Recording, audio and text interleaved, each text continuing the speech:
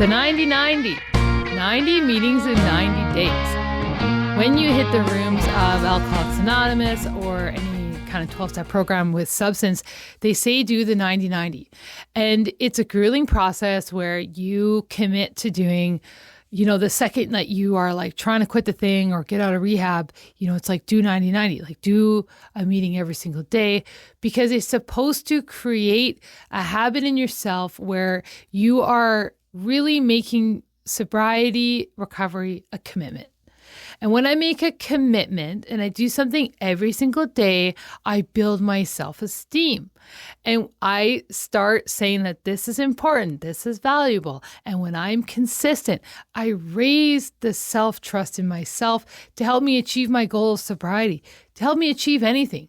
Like, it's all sobriety in the beginning, but this is just the building blocks of any kind of thing in your life is having that consistency with anything. That's how you get the fruit at the end of the labor. But if you are intermittent with anything, it doesn't last, it doesn't work out. You don't get the same results. So the 90-90 is doing the 90 meetings in 90 days. It puts you every single day, your mind has to create the way that you're going to put the recovery first today. And then when I think, today comes and I go, okay, I got to put recovery first today. How? Something goes wrong in your day. Something throws you off. Something came up unexpected. And what the challenge is to think to yourself, oh no, like I had this, locked in meeting at 12 p.m. today. And now this other thing happened. What am I going to do? The point is that you're in this mode of creating a solution and getting used to accepting change. So right there is like some recovery lessons just for like, oh, what do I do? It's not the end of the world, but how do I make it work? How do I adjust my day now to still make sure that I get that recovery in? And at all costs, you get that recovery in. Like, it is 100% possible. I came into recovery. I had 2 young little kids. I was on my own. I didn't have work yet. I was trying to figure out so much stuff in my life. I was overwhelmed. I had debt. I was just like really insecure and anxiety all the time. And every single day I was faced with the challenge of like, how am I going to get to that meeting? I didn't even have a car at the time. I could barely rub 2 pennies together. And so every single day I got to a meeting, if not more. And I really do believe that is possible, but I think it's just when you do the 90-90, you really exercise how important it is to put recovery first for the long term. And that creating that muscle and plan helps you down the road with anything else. You could put anything in that machine. Like, oh, I'm going to start this painting project and it's got to be done at this time, blah, blah, blah. You're going to do everything you can within your willpower to get that done, for that time, that way, for that day, right? And when you have this building block, like this is an instruction of how to have success, when you make recovery first, when you make that the most important thing, and you do that 90-90, you find all the paths to get to that place. Like, you find a way. Like, so many people have done the 90-90 and had success with it. Like, even I'm surprised I had success with it, but I was just so convicted that that's what I have to do. I'm going to do it. And I always found a way every single day to do that meeting every single day. And it's really helped shape just the rest of my recovery, because it really taught me about like commitment, self-trust, and following through and consistency. That it doesn't have to be perfect. It's just that effort of doing it every day, of the effort of trying, the effort of continuing. It's not like I had to be smart to do that plan. I just had to like commit to doing that one thing every day. Like I try every day. I quit drinking. I have today. I only have today.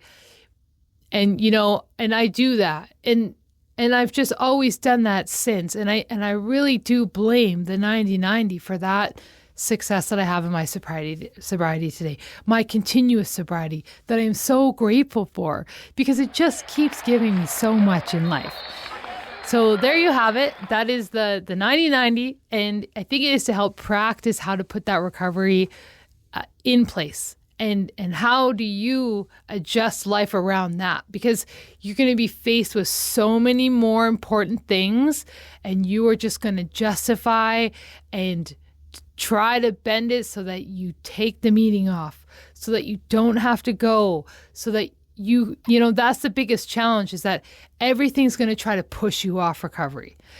Feelings are going to push you off, relationships, work, finances, people, like everything's going to push you off recovery unless you're that one thing that stands for your own recovery.